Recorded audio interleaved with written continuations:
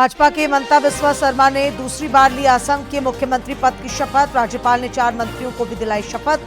प्रधानमंत्री समेत एनडीए के कई नेता रहे मौजूद। जमशेदपुर में मंत्री संजय प्रसाद यादव ने झारक्राफ्ट के नए एम्पोरियम का किया उद्घाटन। वोकल फॉर लोकल और रोजगार सृजन पर बल। जामताड़ा में वाद्य यंत्रों का वितरण।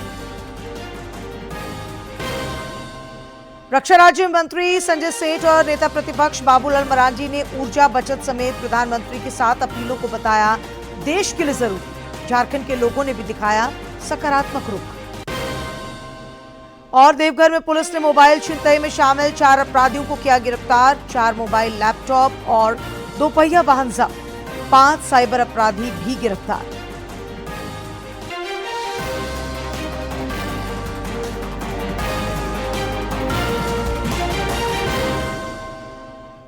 नमस्कार, खबरें झारखंड में आपका स्वागत है। मैं हूं डॉक्टर शीता आनंद और अब समाचार विस्तार से। भाजपा के हिमंता बिस्वा शर्मा ने आज गुवाहाटी में दूसरी बार असम के मुख्यमंत्री पद की शपथ ली। राज्यपाल लक्ष्मण प्रसाद आचार्य ने 4 मंत्रियों को भी पद और गोपनीयता की शपथ दिलाई। इस मौके पर प्रधानमंत्री नरेंद्र मोदी, कई केंद्रीय मंत्री और एनडीए के कई नेता मौजूद रहे।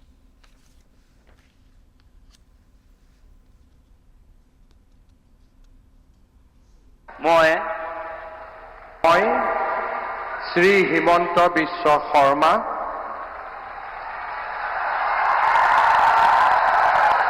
ঈশ্বৰৰ নামত শপত লওঁ যে বিধিৰ দ্বাৰা স্থাপিত ভাৰতৰ সংবিধানৰ প্ৰতি মই প্ৰকৃত বিশ্বাস আৰু আনুগত্য পোষণ কৰিম।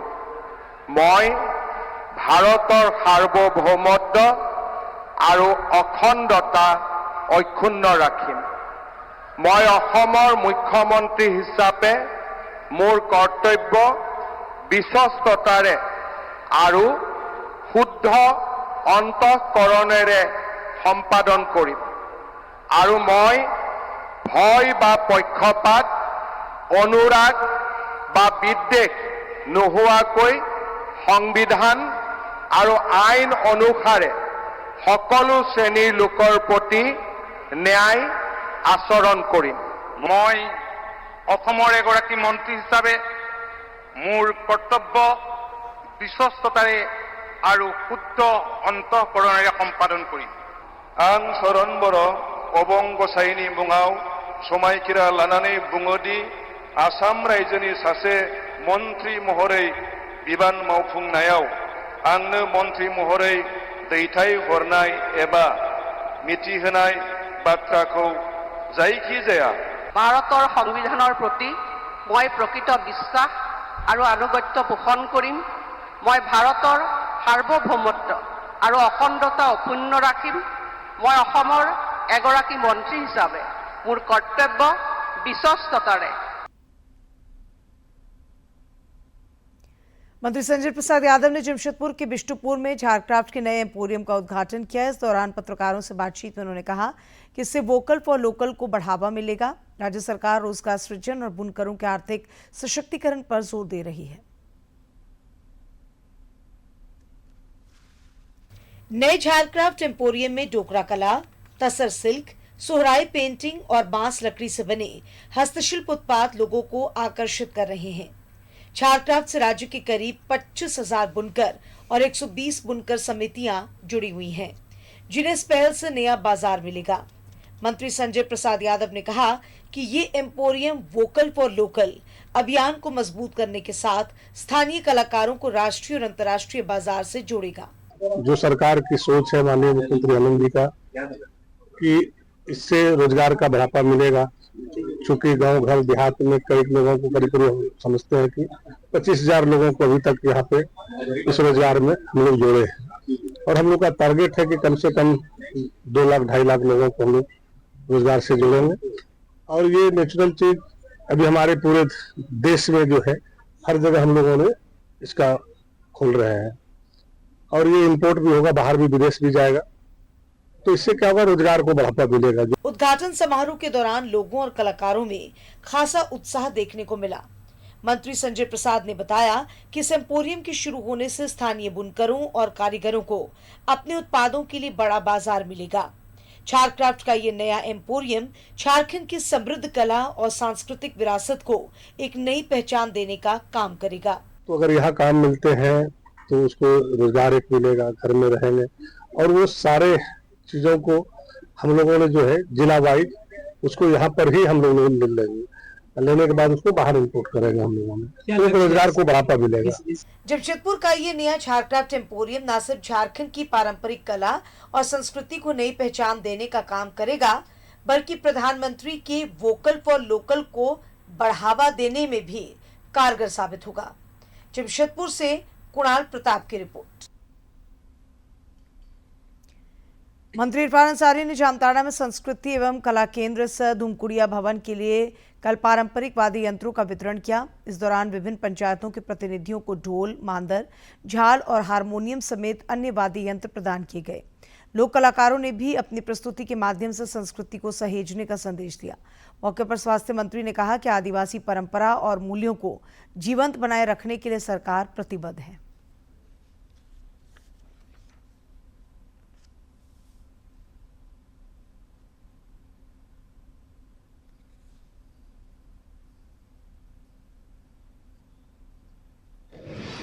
वो सरकार जो है वितरण कर रही है।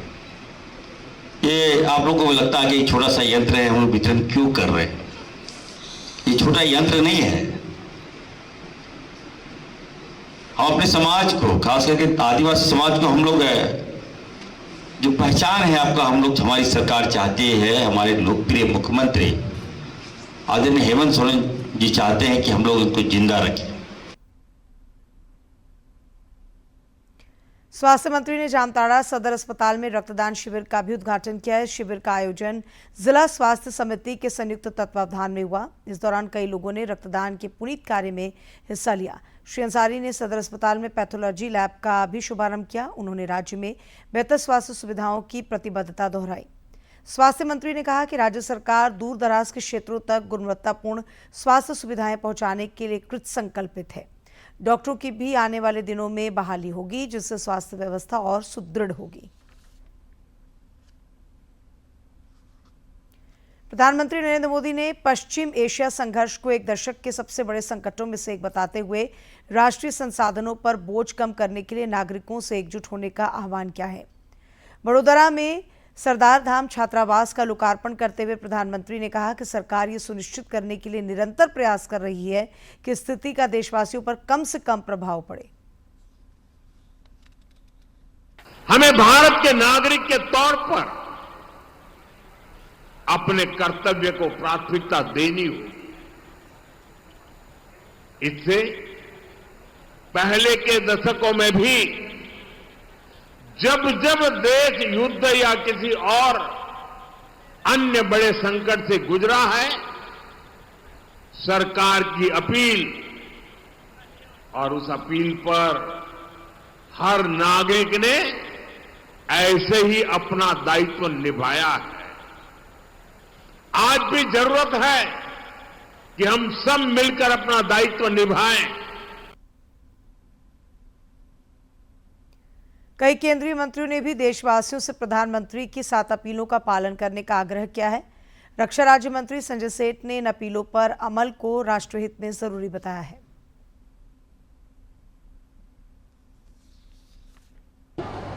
देश हित में अगर प्रधानमंत्री जी ने कहा है कम उपयोग करो, जहां मेट्रो है मेट्रो से आओ जाओ, 10-10, 5-5 गाड़ी का काफिला नहीं लेके चलो, कहीं एक आपको बगल में है तो आप स्कूटर मोटरसाइकिल चले जाओ, पैदल चले जाओ।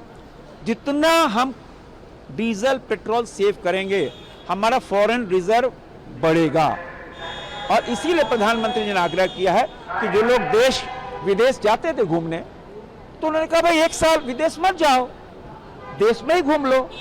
1 साल आपने कहा कि भाई हीरे जवाहरात जो गहना खरीदते 1 साल मत खरीदो, शादी ब्याह में जो आपका सगुन है वो खरीदो, कोई दिक्कत नहीं है। 1 साल परहेज करो। उन्होंने ये भी आह्वान किया कि भाई तेल का कम उपयोग करो। अरे तेल का कम उपयोग करेंगे शरीर ही स्वस्थ रहेगा। तो प्रधानमंत्री जी ने देश हित के लिए, देश के लिए आह्वान किया है।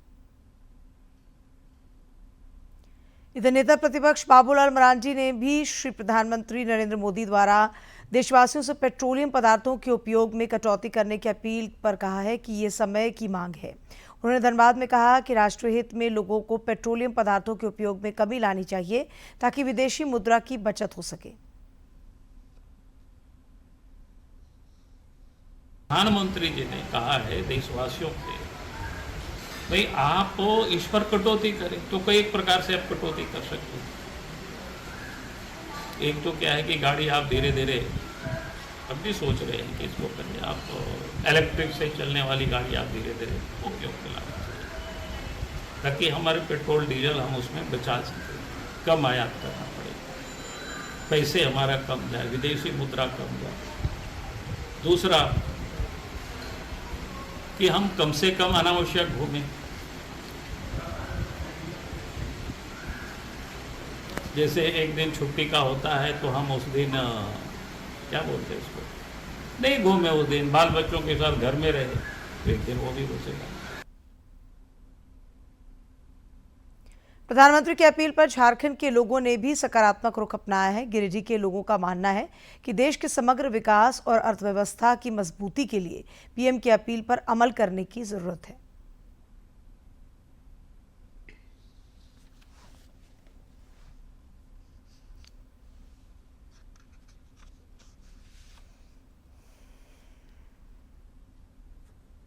देश के प्रधानमंत्री नरेंद्र भाई मोदी जी ने जो देशवासियों से आह्वान किया है कि आप कम से कम विदेश यात्रा करें, गाड़ी का उपयोग कम से कम करें, जहां जरूरी हो वहां जाए, उनकी बात को मैं स्वागत करता हूं। प्रति जो आज विदेश में जो युद्ध चल रही है उसको देखते हुए जो बात बोली है कि विदेश से जो तेल पेट्रोल आता है उसका खपत को कम करने के लिए, इसी को देखते हुए सभी को चाहिए कि जितना कम से कम हो गाड़ी चलावे, वर्क फॉर होम का काम करें, जिससे पेट्रोल डीजल की बचत हो।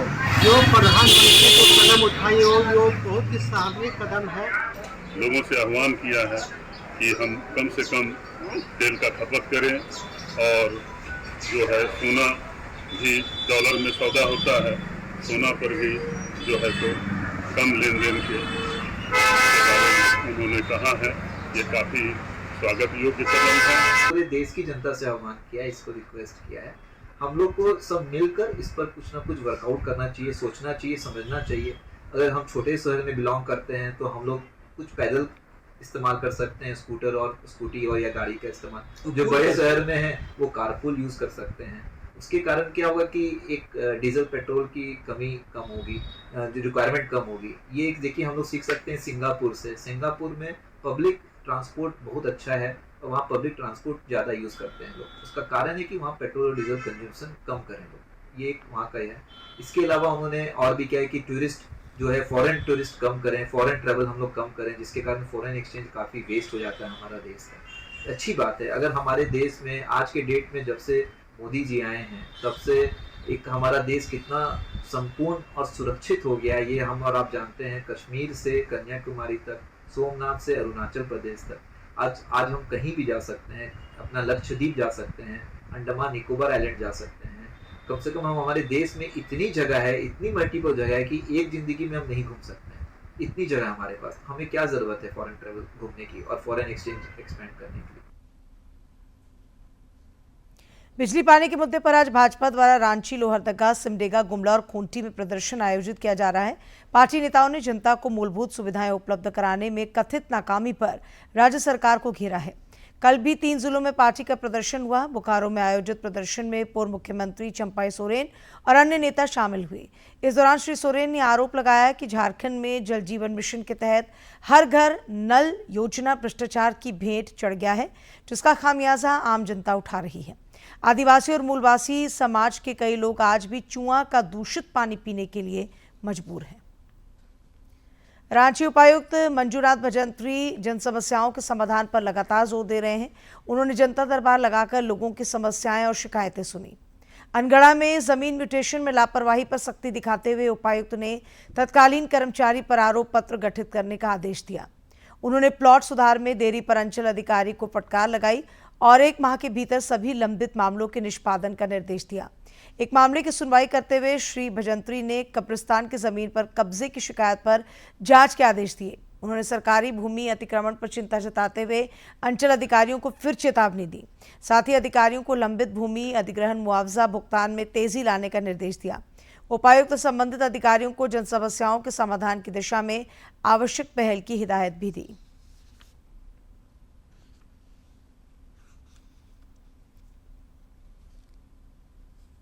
अतिक्रमण का भी मामले आए हैं, तो सरकारी जमीन वहाँ जो हमारा Jharkhand public land encroachment act के अंतर्गत लगातार कार्रवाई चलती रहती, तो हमने अंचल अधिकारियों को बताया कि कहीं पर भी सरकारी जमीन का अतिक्रमण होने नहीं देंगे, नहीं तो अन्यथा उन्हीं के ऊपर कार्रवाई की जाएगी।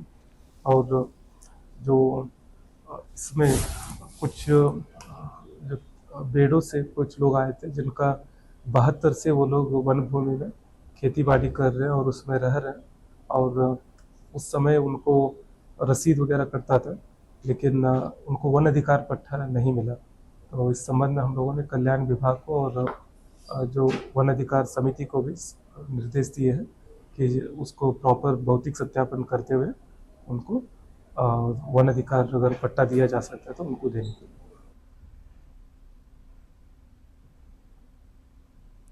रांची के करमटौली चौक स्थित एक होटल में भीषण आग लगने से काफी नुकसान हुआ है। फायर ब्रिगेड की कई गाड़ियों ने काफी मशक्कत के बाद आग पर काबू पाया। शॉर्ट सर्किट से आग लगने की आशंका जताई जा रही है। होटल संचालक द्वारा नुकसान का आकलन किया जा रहा है।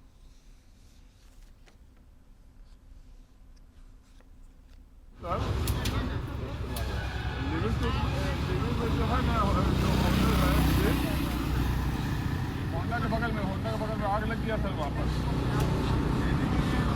करमटौली चौक पे। राज्य में अपराधियों के खिलाफ पुलिस की ताबड़तोड़ कार्रवाई जारी है। देवघर में पुलिस ने मोबाइल छिनतई के 4 आरोपियों को पकड़ा है। पुलिस को विभिन्न इलाकों में मोबाइल छिनतई की शिकायत मिली थी, जिसके बाद पुलिस ने मात्र 48 घंटों के अंदर उद्भेदन करते हुए 2 अलग अलग घटनाओं में शामिल 4 अपराधियों को दबोचा। इन अपराधियों के पास से 11 मोबाइल, लैपटॉप और 2 पहिया वाहन बरामद किए गए हैं।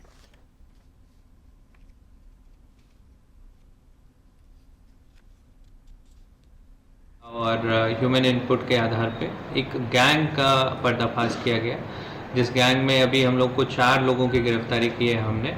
और ये लोग जो हैं ये गाड़ी भी, मोटरसाइकिल भी चोरी करते थे, और उसी चोरी किए हुए मोटरसाइकिल से फिर ये लोग फ़ोन की छिनतई करते थे। और फ़ोन की छिनतई करने के बाद एक जो इसमें विक्की मेहता की जो गिरफ्तारी हुई है, उसका एक मोबाइल का शॉप है, और ये जो लैपटॉप उसके मोबाइल से मिला है उसमें डिफरेंट सॉफ्टवेयर्स हैं, जिससे वो फ़ोन को अनलॉक करके फिर उसको बेचता था। साइबर अपराधियों के खिलाफ भी देवघर पुलिस को सफलता मिली है। गुप्त सूचना पर पुलिस ने छापेमारी कर 5 साइबर अपराधियों को गिरफ्तार किया है। ये शातिर अपराधी विभिन्न तरीकों से लोगों को ठगा करते थे। पकड़े गए अपराधियों के पास से मोबाइल और सिम कार्ड बरामद किए गए हैं। साहिबगंज स्थित कृषि विज्ञान केंद्र में बिरसा कृषि विश्वविद्यालय के तत्वावधान में वैज्ञानिकों और हितधारकों की पिछले दिनों एक विशेष बैठक आयोजित की गई। इस दौरान कृषि विकास और किसान कल्याण को नया आयाम देने पर मंथन हुआ। साहिबगंज के कृषि विज्ञान केंद्र में आयोजित सलाहकार समिति की बैठक की अध्यक्षता बिरसा कृषि विश्वविद्यालय रांची के सहायक निदेशक प्रसार निरंजन लाल ने की। बैठक का मुख्य केंद्र बिंदु कृषि लागत को कम करना और उत्पादन को बढ़ावा देना रहा। 20वीं सलाहकार समिति की मीटिंग है, उसका उद्देश्य इस प्रकार है कि हमारे यहाँ एक्शन प्लान जो 26 और 27 के लिए जो बन रहा है, उस 26 और 27 के प्लान में ये डिसाइड हो रहा है कि ये हमारे क्षेत्र के लिए, किसानों के लिए कितना लाभप्रद हो सकता है। तो इसमें हमारे जो डिस्ट्रिक्ट के जो फंक्शनरी आई है उनकी बातचीत हुई है, उनसे ये कहा जा रहा है कि ये जो प्लान है अच्छा प्लान रहेगा, इसमें किसान का ज्यादा से ज्यादा फायदा रहेगा। साहिबगंज की भौगोलिक बनावट विविधताओं से भरी है। यहाँ समतल भूमि के साथ साथ पठारी और पहाड़ी इलाके भी हैं। केवीके प्रमुख डॉक्टर सुप्रिया ने बताया कि इन भौगोलिक स्थितियों के अनुरूप किसानों को अनाज, दलहन, तिलहन और विशेषकर श्री अन्न यानी मिलेट्स की खेती के लिए तैयार किया जा रहा है। जो कोर्स ग्रेन्स होते हैं जिनको हम लोग मड़ुआ जो रागी है उसके ऊपर भी किया था, उसमें बिरसा मस्टर्ड 1 जो हमारी बिरसा की वैरायटी है वो बहुत अच्छी कर रही है, तो रागी के ऊपर में भी रागी को हम लोग उसको ले सकते हैं।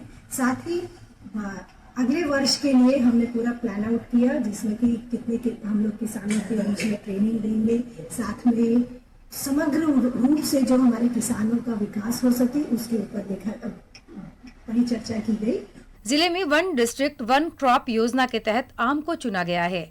लगभग 12,000 हेक्टेयर क्षेत्र में फैली खेती और 1 लाख से अधिक किसानों के नेटवर्क को सशक्त बनाने के लिए सरकार अनुदान और विशेषज्ञों का परामर्श सुनिश्चित कर रही है। वैज्ञानिक किसान के साथ में उसमें यही प्रयास किया जा रहा है कि किसानों के बीच में हम लोग स्वर्णा धान के साथ और दूसरे धान के प्रभेदों को कैसे इंट्रोड्यूस करें ताकि किसान उसको अपना सके और जल्दी तैयार होने वाले बीजों को खेती करें ताकि वो लोग ज़्यादा से ज़्यादा मात्रा में उपज भी प्राप्त कर सके और रबी का जो तैयारी है वो जल्दी रबी का तैयारी कर सके।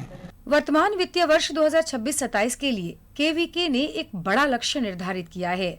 साल भर में कुल 48 प्रशिक्षण कार्यक्रम आयोजित किए जाएंगे जिसमें 1200 किसानों और युवाओं को प्रशिक्षित किया जाएगा।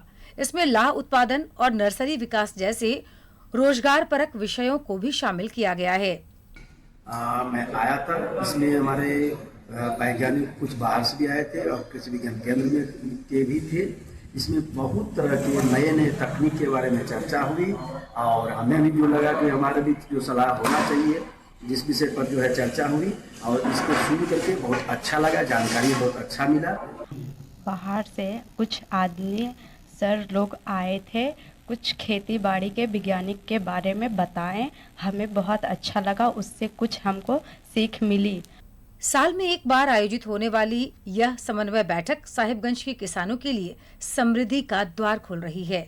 कृषि में मुनाफे और रोजगार की इस नई लहर ने निश्चित रूप से जिले की ग्रामीण अर्थव्यवस्था को एक नई दिशा दी है। साहिबगंज से आनंद की रिपोर्ट। और अब कुछ खबरें राज्य के विभिन्न जिलों से फटाफट अंदाज में।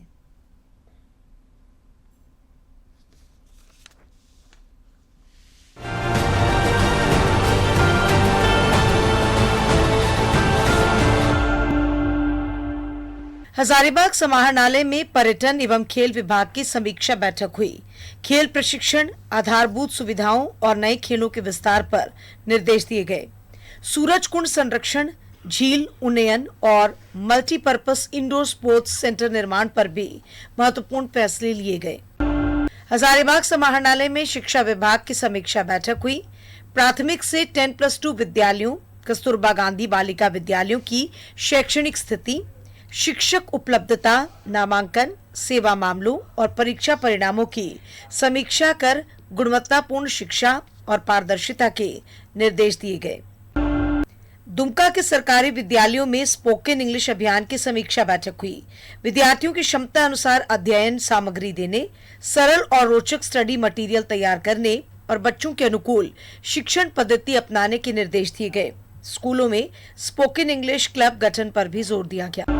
दुमका में श्रम नियोजन एवं ITI विभाग की समीक्षा बैठक में रोजगार, करियर काउंसलिंग, भर्ती कैंप और रोजगार मेला की तैयारियों पर चर्चा हुई। आपनार आतो कामी कार्यक्रम के तहत 30 मई 2026 से ग्रामीण क्षेत्रों में शिविर लगाकर युवाओं और श्रमिकों को योजनाओं की जानकारी देने के निर्देश दिए गए। जामताड़ा सदर अस्पताल में जिला स्वास्थ्य समिति और मारवाड़ी युवा मंच की पहल से ब्लड डोनेशन कैंप का शुभारंभ मंत्री डॉक्टर इरफान अंसारी ने किया। साथ ही सदर अस्पताल में नए लैब का विधिवत उद्घाटन भी किया गया, जिससे स्वास्थ्य सेवाओं में सुधार होगा। जामताड़ा के SGSY सभागार में आदिवासी संस्कृति एवं कला केंद्र धुमकुड़िया भवनों के तहत पारंपरिक वाद्य यंत्र वितरण कार्यक्रम का शुभारंभ मंत्री डॉक्टर इरफान अंसारी द्वारा किया गया। इस दौरान मंत्री और अन्य गणमान्य अतिथियों ने आदिवासी कलाकारों को पारंपरिक वाद्य यंत्र वितरित किए। धनबाद में केंद्रीय कोयला राज्य मंत्री सतीश चंद्र दुबे के प्रस्तावित दौरे को लेकर समन्वय बैठक हुई। BCCL और JRDA अधिकारियों के साथ कार्यक्रम की रूपरेखा तैयार की गई। मंत्री बेलगड़िया का भ्रमण करेंगे। जहां शिलान्यास, उद्घाटन और परिसंपत्ति वितरण कार्यक्रम होंगे।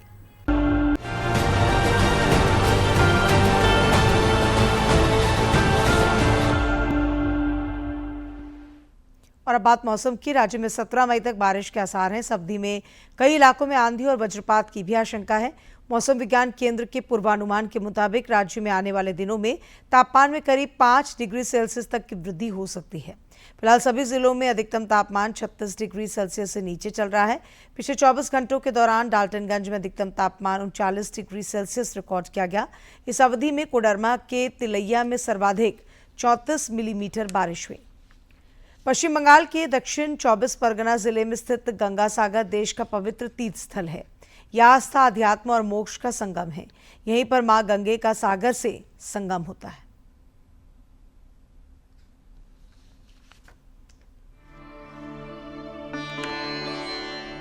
गंगा सागर, जहां आस्था की लहरें अनंत हैं और विश्वास की गूंज हर दिशा में सुनाई देती है। पश्चिम बंगाल के दक्षिण 24 परगना जिले में स्थित गंगा सागर हिंदू धर्म के सबसे पवित्र तीर्थ स्थलों में से एक माना जाता है। धार्मिक मान्यताओं के अनुसार राजा भगीरथ अपने पूर्वजों की आत्मा की मुक्ति के लिए मां गंगा को स्वर्ग से धरती पर लेकर आए थे और गंगा का सागर से मिलन यही हुआ था। हर वर्ष मकर संक्रांति के अवसर पर यहाँ भव्य गंगा सागर मेले का आयोजन होता है, जिसमें देश ही नहीं बल्कि विदेशों से भी करोड़ों श्रद्धालु पहुँचते हैं। गंगा सागर की यात्रा अपने आप में एक अनोखा और रोमांचक अनुभव है। श्रद्धालु पहले काका द्वीप के हार्वर्ड पॉइंट पहुंचते हैं, जहां से फेरी के जरिए मुरी गंगा नदी को पार किया जाता है। नदी पार करने के बाद कचुबेरिया से करीब 30 किलोमीटर की सड़क यात्रा तय कर श्रद्धालु गंगा सागर पहुंचते हैं। पूरी यात्रा के दौरान समुद्र की लहरें, नाव की सवारी और चारों ओर फैली प्राकृतिक सुंदरता श्रद्धालुओं और पर्यटकों को एक अलग ही एहसास कराती है। गंगा सागर पहुंचते ही हर तरफ भक्ति, श्रद्धा और आध्यात्मिक ऊर्जा का माहौल दिखाई देता है। गंगा सागर पहुंचने के बाद श्रद्धालु सबसे पहले पवित्र संगम में आस्था की डुबकी लगाते हैं। श्रद्धालुओं का मानना है कि गंगा सागर में स्नान करने से जीवन के पापों से मुक्ति मिलती है और मन को अद्भुत शांति प्राप्त होती है। यह तीर्थ अपने जीवन में एक बार तो सभी को करना चाहिए और ऐसा बताते हैं कि सारे तीर्थ बार बार और गंगा सागर एक बार। बहुत ही पवित्र नदी और बहुत ही अच्छा अवसर मिला हम लोगों को यहाँ पे आके ये स्नान करने का। इतना अच्छा फील होता है, इतनी पॉजिटिविटी है, बहुत अच्छा आनंद लग रहा है, बहुत अच्छा लग रहा है। पवित्र गंगा सागर में स्नान के बाद श्रद्धालु कपिल मुनि मंदिर पहुंचकर पूजा अर्चना करते हैं और परिवार की सुख समृद्धि की कामना करते हैं। धार्मिक मान्यताओं के मुताबिक इसी स्थान पर महर्षि कपिल ने वर्षों तक कठोर तपस्या की थी। कहा जाता है कि राजा सगर के 60,000 पुत्रों को यही मोक्ष की प्राप्ति हुई थी। यही कारण है कि यह स्थान हिंदू धर्म में अत्यंत पवित्र माना जाता है। गंगा सागर अब केवल धार्मिक आस्था का केंद्र नहीं बल्कि पर्यटन के लिहाज से भी तेजी से विकसित हो रहा है। यहाँ का शांत समुद्र तट, स्थानीय बाजार, बंगाल का पारंपरिक खान पान और प्राकृतिक वातावरण पर्यटकों को खासा आकर्षित करता है। आस्था, अध्यात्म और प्रकृति का यह अद्भुत संगम गंगा सागर को देश के सबसे खास धार्मिक पर्यटक स्थलों में शामिल करता है। गंगा सागर, जहां आस्था की लहरें समुद्र की तरह अनंत हैं और विश्वास की गूंज यहाँ हर पल महसूस की जा सकती है। गंगा सागर से कैमरा सहयोगी सुनील कुमार के साथ अमरेंद्र गुप्ता, डीडी न्यूज।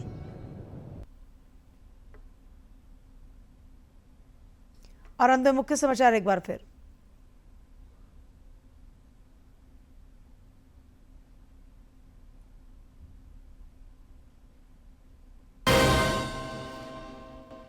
भाजपा के हिमंता बिस्वा शर्मा ने दूसरी बार ली असम के मुख्यमंत्री पद की शपथ। राज्यपाल ने 4 मंत्रियों को भी दिलाई शपथ। प्रधानमंत्री समेत एनडीए के कई नेता रहे मौजूद। जमशेदपुर में मंत्री संजय प्रसाद यादव ने झारक्राफ्ट के नए एम्पोरियम का किया उद्घाटन। वोकल फॉर लोकल और रोजगार सृजन पर बल। जामताड़ा में वाद्य यंत्रों का वितरण। रक्षा राज्य मंत्री संजय सेठ और नेता प्रतिपक्ष बाबूलाल मरांडी ने ऊर्जा बचत समेत प्रधानमंत्री की 7 अपीलों को बताया देश के लिए जरूरी। झारखंड के लोगों ने भी दिखाया सकारात्मक रुख। और देवघर में पुलिस ने मोबाइल छिनतई में शामिल 4 अपराधियों को किया गिरफ्तार। 11 मोबाइल, लैपटॉप और 2 पहिया वाहन जब्त। 5 साइबर अपराधी भी गिरफ्तार।